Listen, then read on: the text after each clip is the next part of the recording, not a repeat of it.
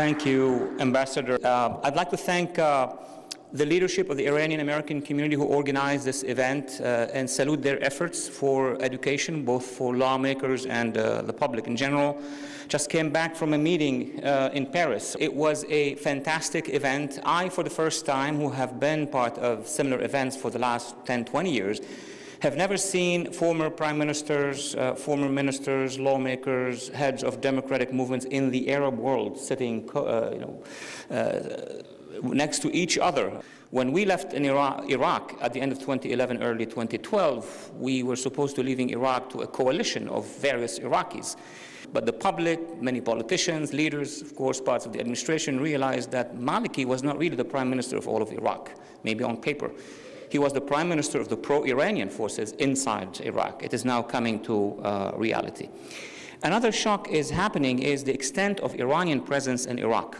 We know that the allies of the Iranians, Hezbollah and others, have been present, but to see that there are about 2 divisions inside Iraq, and one at least manned by Al-Quds, to see that now the Iranians are training the Iraqis' presence, and to see also that the Iranians have been using Iraq actually as a bridge from Iran into Syria to support the Assad regime, and from Syria into Lebanon to support Hezbollah. It is something that has to be revised and addressed. Last but not least, the reason for why we failed, let me say it clearly, in containing the Iranian influence in Iraq, in containing the fact that the jihadists rose because of the failure of the Maliki government and governance, well, that has to do also with our failure, international failure and American failure, in understanding what were the long goals of the Iranian regime. So let me move to the strategic mistakes we made since 2003, because that was the time where we were in Iraq. And being in Iraq, we could have driven Iraq or helped Iraqis to drive their country and politics in one or the 2 directions. Now, here's the big deal. There was Ashraf camp.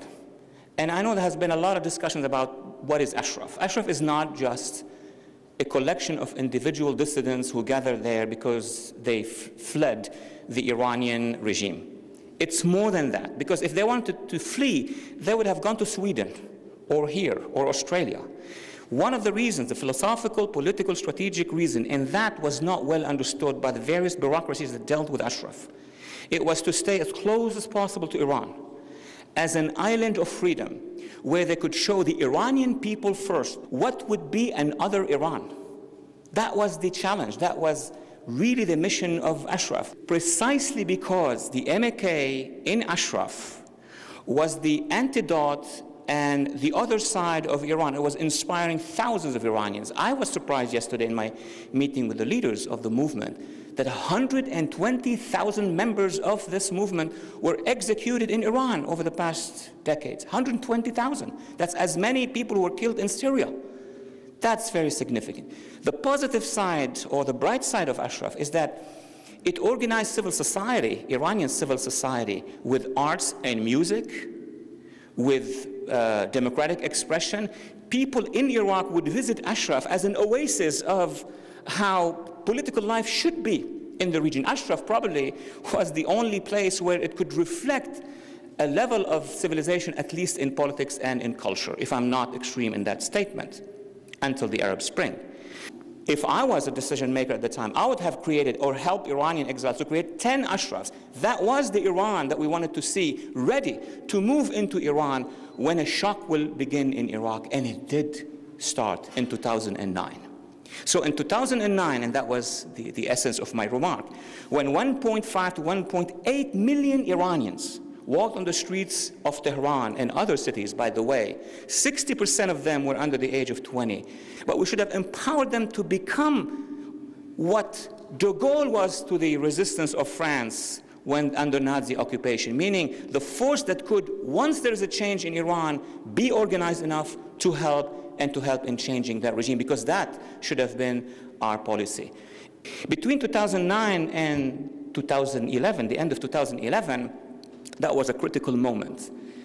There was a letter sent by President Obama to the Grand Ayatollah Khamenei in 2009, in June of 2009, which declared actually an intention of engagement So very few at the time observers understood that this is a real shift in American foreign policy. Now, in 2011, the critical moment was we left Iraq before we do two things. Number one, leaving Iraq in the hands of a coalition of moderates. We leave Iraq into the hands of a government headed by Mr. Maliki, who is a strategic ally of the Iranian regime. If we don't understand that phenomenon, then we can't understand much of what has been happening in Iraq. And the problem has been between 2011 till now, in non-understanding what was happening, is when you leave a country's central authorities and governments in the hands of a faction, if it's a political faction allied to the Iranian regime, what do you think they're going to be doing?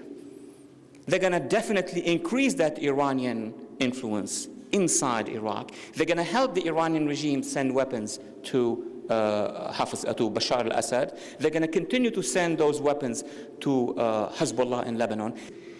Iranian regime supporting Maliki in getting rid of the enemies of the Iranian regime inside Iraq. So some among us, including high-level observers and analysts in this town, have been arguing that Maliki has been taking care of or marginalizing his own enemy. In Baghdad, the current government is unable to actually solve the problem. So there need to be a coalition of moderates, of Shia who have been marginalized, of Sunni who have been marginalized, of Kurds who have been pushed against, and of other minorities. And thank you so much for giving me this opportunity. Thank you. Thank you.